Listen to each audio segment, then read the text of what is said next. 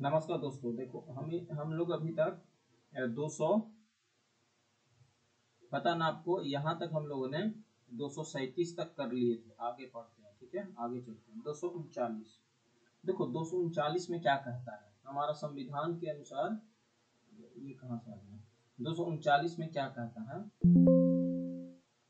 239 में क्या कहता है समझते हैं इसको, ठीक है। देखो 239 में क्या कहता है ना कि हमारा संविधान के जो भाग 3 है, आपको पता है ना कि राज्य से संबंधित है। भाग 3 नहीं, सॉरी, भाग 8 की बात कर रहा हूँ। भाग 8 जो है वो राज्य से संबंधित है, मीन्स केंद्र शासित प्रदेश, यूनियन टेरिटरी को शासन कैसे करेंगे, कहाँ पे क्या होगा, ये बातें बताई गई है, ठीक है। तो अनुच्छेद में 39 में क्या क्या बोला गया है समझते हैं। देखो, केंद्र शासित प्रदेश का शासन का अधिकार कौन होगा, ये अनुच्छेद 239 में कहा गया। जैसे प्रत्येक केंद्र शासित प्रदेश जैसे दिल्ली, पुडुचेरी, लक्षद्वीप का जो प्रशासन होगा ना, वो राष्ट्रपति के द्वारा किया जाएगा। और राष्ट्रपति अपने अधिकारों का उपयोग किसी प्रशासक, वहां ज्यादा देखोगे ना तो एडमिनिस्ट्रेटर के माध्यम से कर सकते हैं। प्रशासक की नियुक्ति भी राष्ट्रपति के द्वारा ही किया जाता है, ठीक है। राज्य का जो राज्यपाल भी हो सकता है या एक से अलग अधिकारी हो सकता है। जैसे आप देखोगे ना, लक्षद्वीप, दमन और दीप आदि के प्रशासक सीधे राष्ट्रपति के द्वारा चुने जाते हैं, ठीक है। कुछ विशेष स्थिति होती है, जैसे कुछ केंद्र शासित प्रदेश है, जैसे दिल्ली और पुडुचेरी में आप जानते हो कि वहां पे विधानसभाएं हैं। तो विधानसभाएं तो मुख्यमंत्री भी होंगे, परंतु अंतिम शक्ति जो होगा वो राष्ट्रपति के पास होगा या उपराज्यपाल के माध्यम से रहती है। मतलब अगर सरल शब्दों में समझो ना, तो 239 यही कहता है कि राज्य के किसी क्षेत्र में जो किसी राज्य का हिस्सा नहीं है, केंद्र सरकार द्वारा सीधे शासित किया जाएगा। मतलब उसके लिए एक प्रशासक नियुक्त करेगा। कौन? कौन? राष्ट्रपति। तो ये अनुच्छेद 239 में बोला गया है, ठीक है। अब देखो इसमें कुछ और अनुच्छेद जो है ना वो हमें ध्यान रखना है। जैसे 239 के अगर आप ये देखोगे तो ये है पुडुचेरी और कुछ अन्य केंद्र शासित प्रदेश का विशेष प्रावधान दिया गया है। स्पेशल प्रोविजंस जो दिया गया है वो 239 ए के तहत किसको, ये पुडुचेरी को और कुछ अन्य केंद्र शासित प्रदेश को विधानसभा का केंद्र शासित प्रदेश दिया हुआ है। लेकिन अगर मैं बात करूं दिल्ली का तो 239 ए के तहत दिल्ली के लिए विशेष प्रावधान का बात किया गया, ठीक है। ए के तहत दिल्ली में विशेष प्रावधान किया गया। और अगर दिल्ली की सरकार ठीक से न चले तो वहां राष्ट्रपति शासन पता है कैसे लगेगा, वहां राष्ट्रपति शासन लगता है 239 ए के तहत। ये भी आपको ध्यान रखना। देखो 239 ए के तहत पुडुचेरी और अन्य राज्य में विशेष प्रावधान है किसका, विधानसभाओं का। 239 ए के तहत 239 ए स्पेशल प्रोविजन है दिल्ली, दिल्ली में विशेष प्रावधान दिया गया है विधानसभा के लिए। और अगर दिल्ली में राष्ट्रपति शासन लगाना हो तो 239 ए भी लगाना होगा, ठीक है। तो ये हम लोग को स्पेशल प्रोविजंस आपको ध्यान से समझना होगा, ठीक है। देखो यहाँ पे बोला भी गया है कि 239 के क्या है, कुछ राज्य संघ क्षेत्रों के लिए स्थानीय विधानमंडल और मंत्री परिषद या दोनों का सृजन। ये है 239 के का, बता दिया हूं मैं। 239 के खा 239 के खा बोला गया है कि विधानमंडल में विश्वासित काल में अध्यादेश प्रकाशित करने की प्रशासक को शक्ति होगा, ठीक है। ये हमको पता होना चाहिए, ठीक है। 239। अब है 240 क्या कहता है। 240 देखो 240 जो है ना वो कह रहा है कि कुछ राज्य संघ क्षेत्र के लिए विनिमय बनाने की शक्ति राष्ट्रपति में होगी। मतलब ये कह रहा है कि 240 के अनुसार राष्ट्रपति को पूरा अधिकार होगा कि जो भी केंद्र शासित प्रदेश है उनका नियम, जो भी रेगुलेशंस है वो खुद बनाए। कौन? राष्ट्रपति। जैसे अंडमान निकोबार द्वीप समूह, लक्षद्वीप, दादरा नगर हवेली, दमन और दीप, लद्दाख जैसे क्षेत्र है ना, उनका जो भी नियम कानून बनाने होंगे वो सब संसद के द्वारा बनाया जाएगा। और उनको पालन भी संसद के द्वारा ही किया जाएगा, राष्ट्रपति के द्वारा। ठीक है, आप देखते हो पुडुचेरी एक विशेष स्थिति है ना, जैसे राष्ट्रपति के लिए वहां पे नियम बना सकते हैं, लेकिन वहां पे विधानसभा जब भंग होगा ना इस स्थिति में, क्योंकि वहां पे ऑलरेडी क्या है, विधानसभा है, तो विधानसभा जब है ये है तो वहां विधानसभा रूल बनाएगी। लेकिन जब विधानसभा फेल हो जाए या वहां पे डिजोल्व हो जाए या विधानसभा ना रहे तब वहां राष्ट्रपति जी रूल बनाएगी। ठीक है, तो ये 240 में बोला गया है। 241 में कहा गया है कि संघ राज्य क्षेत्र के लिए एक उच्च न्यायालय होगा।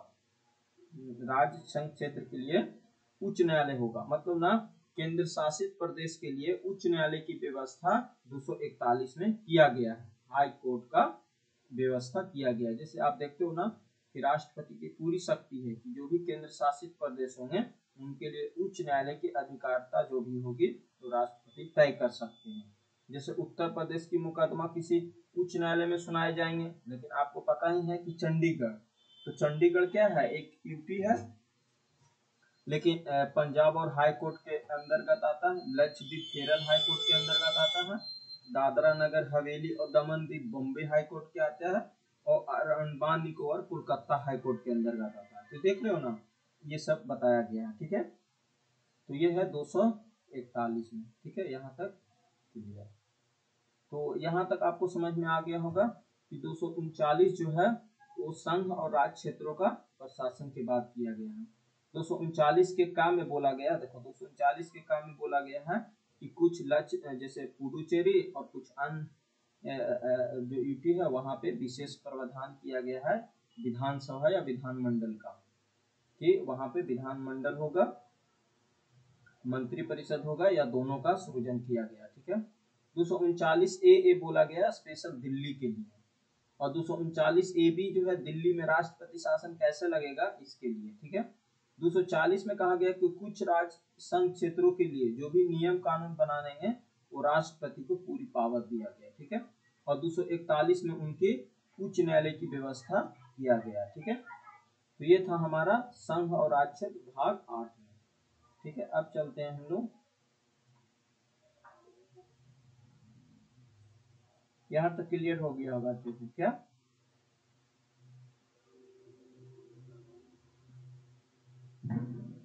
आगे चलते हैं, देखो आगे है भाग 8 में ही पंचायतें पंचायतें। ठीक है, पंचायत ये काफी इंपॉर्टेंट है, अनुच्छेद पूछते हैं। सबसे पहला अनुच्छेद है 243। 243 देखो 243 जो है ना वो पंचायत की परिभाषा बताई गई है, पंचायत की परिभाषा बताई गई है, बताया ये गया है क्योंकि ये अनुच्छेद ये भाग 9 में है। देखो यहाँ गलत लिखा गया, भाग 9 में है, ये भाग 9 में है। ठीक है, ये गलत है। अनुच्छेद 9 में पार्ट 9 में 73वां जब संविधान संशोधन हुआ था ना, 73वां जब संविधान संशोधन, तो इस अधिनियम को जोड़ा गया था 1992 में। ठीक है, एक मानो ना तो पंचायती राज सिस्टम बनाया गया था, एक संवैधानिक ढांचा तैयार हुई थी। 243 सिर्फ कहता है ना इनका डिफिनेशन, यानी इसमें ये बताया गया है कि जो आने वाला अनुच्छेद 243, देखो 243 क्या है, आ है, क्या है, मतलब 243 को मैं ऐसे लिख सकता हूँ, 243 को मैं लिखता हूँ ए से, ए मीन्स कहीं होता है, तो 243 से जो 243 ओ तक जो अनुच्छेद है उनके इस्तेमाल की पूरी व्याख्या बताई गई है 243 में। ठीक है, जैसे ग्राम सभा के लिए गांव होगा ग्राम सभा के लिए, फिर पंचायत समिति होगी, पंचायत क्षेत्र होंगे, पॉपुलेशन क्या होगा, स्टेट इलेक्शंस कमीशन क्या करेंगे, पूरी पावर जो है ना वो बताया गया है 243 ए से 243 ओ तक। ठीक है, आगे चलते हैं। अब है देखो 243 के ए, 243 के ए, 243 के ए जो है ना, 243 के ए जो है वो ग्राम सभा की शक्ति के बारे में बताया गया है। 243 के ए जो है, 243 के जो ए है वो ग्राम सभा की शक्ति, 243 के ए जो है वो ग्राम सभा की शक्ति के बारे में बताया गया। मतलब इसमें ये बताया गया है कि ग्राम सभा जो होंगे यानी गांव के जो भी सभी पंजीकृत मतदाता होंगे वो अपने गांव के विकास से जुड़े फैसले गांव के करने की शक्ति किसके पास होगी?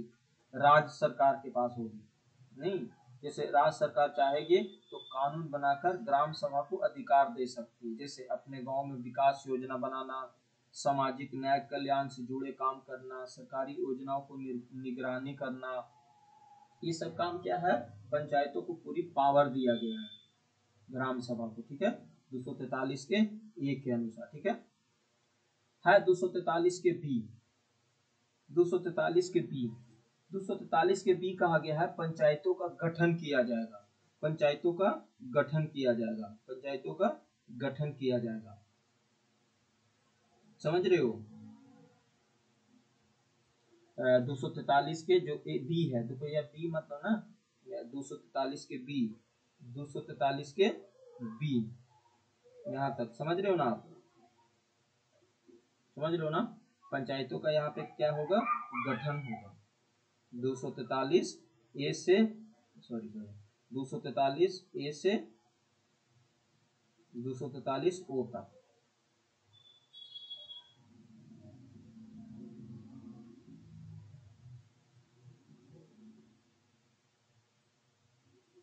तो 243 के देखो खा है मीन्स बी, तो पंचायतों का यहाँ पे गठन की बात किया गया, ठीक है। देखो सबसे पहले क्या है 243 के ए जो है ना, वो ग्राम सभा की शक्तियों के बारे में बात किया गया है। ग्राम सभा की शक्ति, ग्राम सभा को ये पूरा अधिकार दिया गया है कि वह गांव के विकास की योजना तैयार करे और उन्हें लागू करे, ये पूरी पावर दिया गया है। अनुच्छेद 243 के बी कहा गया है पंचायतों का गठन, मतलब जैसे बोला गया ना कि राज्य में ग्राम होगा, मध्य होगा, ब्लॉक होंगे, जिला स्तर के गठन किया गया है।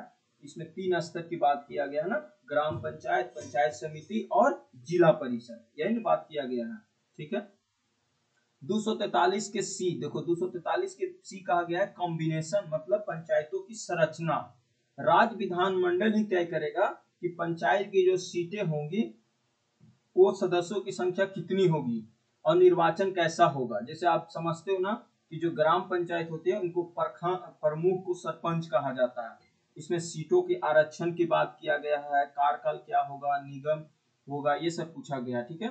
अनुच्छेद देखो ये मैं हिंदी में इंग्लिश में लिखता हूँ, ये है बी, ये है सी, ये है डी, ये देखो ए बी सी डी, फिर है ई एफ, इस तरह से। तो देखो अगला है डी, डी मीन्स आरक्षण, आरक्षण, आरक्षण है, आरक्षण मतलब ना आरक्षण, जैसे वहां पे आप देखोगे ना तो पंचायतों में भी आरक्षण दिया गया है, अनुसूचित जाति, अनुसूचित जनजाति और खास करके महिलाओं को भी सीट का आरक्षण किया गया है। वहां आप जानते हो ना कि महिलाओं को सीट आरक्षित किया गया है कि 1/3 सीटें आरक्षित होगी और कई राज्यों में तो 50% तक सीटें आरक्षित कर दी गई है, ठीक है।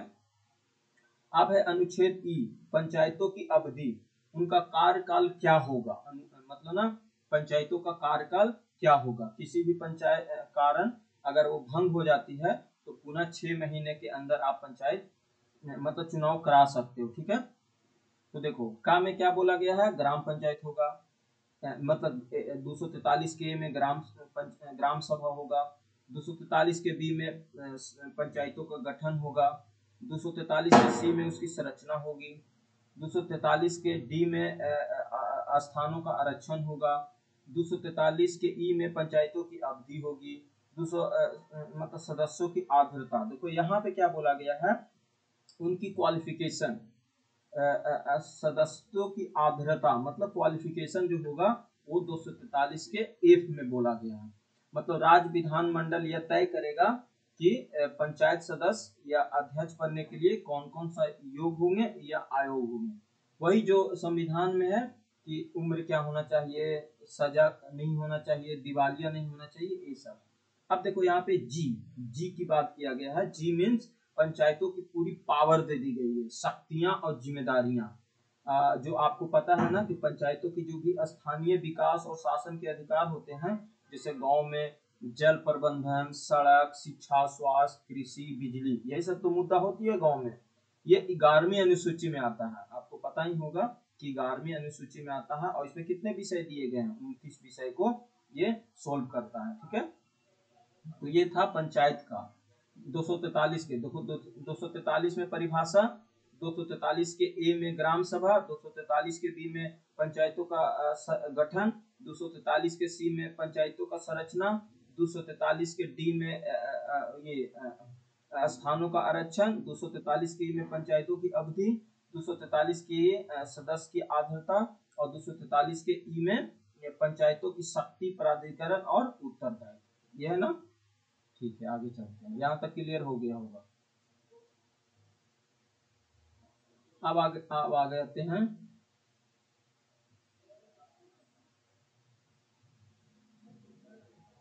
देखो अब आगे आते हैं, देखो अब आगे आते हैं, यहाँ तक हो गया। देखो अब है आई, ये 243 के है आई। आई मतलब ना वित्त आयोग, इनकम, पंचायतों के कार्यान्वयन की शक्ति और उनकी है, मतलब ना यहाँ पे वित्त आयोग की निगरानी के लिए एक प्रत्येक राज्य में एक वित्त आयोग हर साल 5 साल में गठित किया जाएगा और यह आयोग राज्य के और पंचायतों के बीच राजस्व को जो भी वितरण होगा ना वो करेगा और इसकी रिपोर्ट किसको सौंपना होगा, राज्यपाल को। ठीक है, तो ये 243 के आई है। 243 के जे, 243 के जे में कहा गया है कि वित्तीय स्थिति को पूर्वालोकन के लिए वित्तीय आयोग की स्थापना करना। ये आई में है, आई में। ठीक है, ये 200, देखो ये क्या था, 243 के एच था, 243 के एच था, पंचायतों को वित्त, ये एच था, एच पंचायतों के करवन की शक्ति, मतलब ना कि राज्य विधानमंडल को कर लगाने, फीस वसूलने और धन प्राप्त करने के पूरी अधिकारी पंचायतों को होगी। जैसे पंचायत क्षेत्र में आप देखते हो ना, कर, शुल्क, धन एकत्र करना, ये सब राज्य सरकार जो होंगे उनके अनुदान और सहायता से मिलेंगे। ये 243 के एच में है। आई में है कि एक वित्त आयोग की गठन किया जाएगा, वित्त आयोग की स्थापना किया जाएगा। फिर है 243 के जे में एक पंचायतों को लेखा परीक्षक होगा मतलब पंचायतों को लेखा जोखा अकाउंट नियमित रूप से ऑडिट कराया जाएगा ताकि भ्रष्टाचार और गलत खर्च ना हो, जांच हो सके। ठीक है, 243 के है। अब है 243 के 243 के में पंचायतों में निर्वाचन हो। आपको पता है कि पंचायतों के लिए जो भी निर्वाचन आयोग ही तो जिम्मेदार होते हैं इलेक्शन कराने के लिए। आयोग जो होते हैं निर्वाचन क्षेत्र की सीमा, मतदाता सूची और चुनाव की प्रक्रिया 243 के द्वारा कराएगी। ठीक है, अब है 243 के एल है संघ राज्य क्षेत्रों के परिवर्तन, मतलब ना कुछ ऐसे होंगे जो केंद्र शासित प्रदेश में भी राष्ट्रपति द्वारा आदेश जारी करके पंचायती राज व्यवस्था लागू कर सकता है। समझ रहे हो ना, जैसे राष्ट्रपति वहां विशेष स्थिति में ध्यान रखकर नगर निगम की व्यवस्था कर सकता है। फिर है 243 के एम, ये है 243 के एम। 243 के एम कहता है ये सब अपवाद में है कि कुछ क्षेत्र ऐसे होंगे ना जहाँ पे ये व्यवस्था लागू नहीं होगा, जैसे नागालैंड, मेघालय, मिजोरम। कहाँ नागालैंड,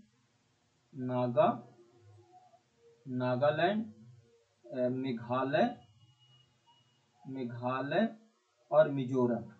यहाँ पे आप देखोगे ना तो पंचायती राज व्यवस्था यहाँ पे लागू नहीं है। पूछता है कि कौन सा ऐसा राज्य में पंचायती राज व्यवस्था लागू नहीं है, तो नागालैंड, मिजोरम और मेघालय में यहाँ पे पंचायती व्यवस्था लागू नहीं है। तो यहाँ पे है क्या, क्योंकि यहाँ पे कुछ जनजातीय क्षेत्र है जो राज्य या मतलब संसद या राज्य विधानमंडल को विशेष प्रावधान बनाने की पावर दिया गया। ठीक है, तो ये हो गया 243 के एम। 243 के जो है वो है एन में क्या बोला गया है कि जो भी मौजूदा पंचायतें उसकी निर्दरता होना, विद्यमान वित्तीय और पंचायतों को निर्दरता, मतलब जो भी पंचायतें संविधान संशोधन से पहले बनी हुई थी ना वो अपनी कार्यकाल तक बनी रहेगी, लेकिन जैसे ही नई पंचायती का प्रावधान होगा वो हो जाएगा। ठीक है, फिर लास्ट है 243 के ओ। इसमें कहा गया है कि न्याय के हस्तक्षेप नहीं, मतलब ना पंचायत के जो भी निर्वाचन संबंधित मामले होगा ना कोई भी अदालत दखल नहीं दे सकती है। ठीक है, निर्वाचन मामले की वो हस्तक्षेप नहीं करेगी। केवल निर्वाचन याचिका ही, इलेक्शन पिटीशन से ही प्रक्रिया के तहत दखल दी जा सकती है। मतलब इसमें कोई हाई कोर्ट और सुप्रीम कोर्ट इसमें कोई रोल नहीं कर पाएगा। ठीक है, तो हम लोगों ने पूरा पंचायती पढ़ लिया। फिर से एक बार शॉर्ट में इसको रिवीजन कर लेते हैं। देखो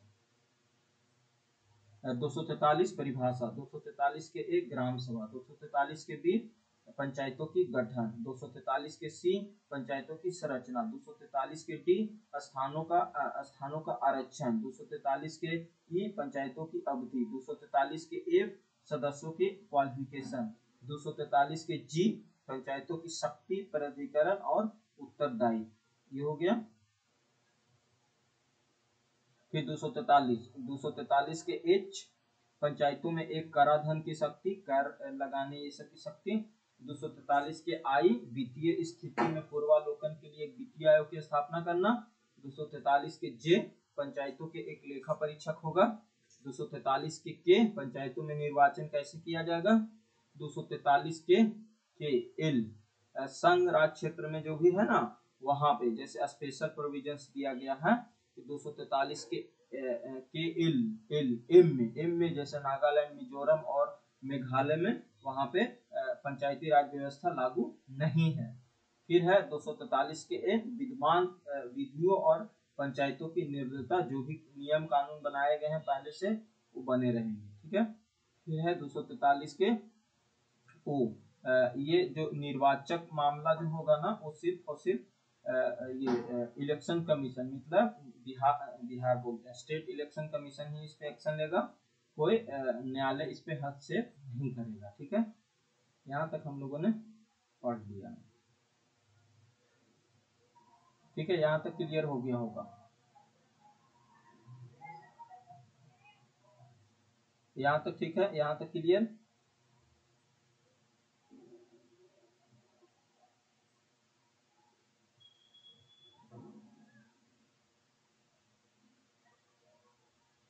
अब आते हैं नगर पालिका। देखो नगर पालिका भी है, ये भी अनुच्छेद में ही आता है, ये भी है अनुच्छेद क में, भाग 9 के अनुच्छेद क में है। ठीक है, यहाँ से शुरू करते हैं। देखो 243 के यहाँ से शुरू करते हैं एक एक। ये है 243 के पी। 243 के पी मीन्स परिभाषा बताया गया है कि मतलब ना इस अनुच्छेद में कुछ परिभाषाएं दी गई है। किसमें? 243 के पी में क्या बताया गया है कि नगर पालिका जो म्युनिसिपल पार्टी होती है ना, वो शहरी क्षेत्र के लिए स्थानीय स्वशासन संस्था होती है। नगर निगम जो होती है वो म्युनिसिपल कॉर्पोरेशन होता है, जो बड़े शहरों के लिए होता है। देखो ये पूछा जाता है कि नगर पालिका किसके लिए होता है, तो जो नगर पालिका होती है वो शहरी क्षेत्र के लिए स्थानीय स्वशासन होता है, और जो नगर निगम होता है म्युनिसिपल कॉर्पोरेशन जो होती है बड़े शहरी क्षेत्रों के लिए किया जाता है। और एक होती है म्युनिसिपल काउंसिल जो मध्यम आकार के शहरों के लिए होता है, और जो नगर पंचायत होता है वो छोटे कस्बों या नगर युक्त एरिया के लिए होता है। देखो 4 चीज होती है, ये पूछते हैं एग्जाम में या आपसे कोई पूछ देगा। एक बार हमसे मैं ट्यूशन पढ़ाने गया था, होम ट्यूशन, तो उसमें ये क्वेश्चन पूछे गए थे, एक लड़की के द्वारा पूछी थी, तो मैं मुझे नहीं पता था, तो वो उन्हें रिजेक्ट कर दिया, मतलब वो नहीं पढ़ी हमसे। सोचो मुझे आज पता चला कि वो बहुत अच्छा क्वेश्चन पूछा था। देखो मैं बताता हूँ क्या क्या पूछा था।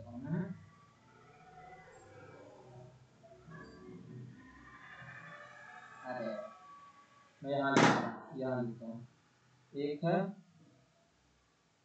मैं इसको हटाता हूँ।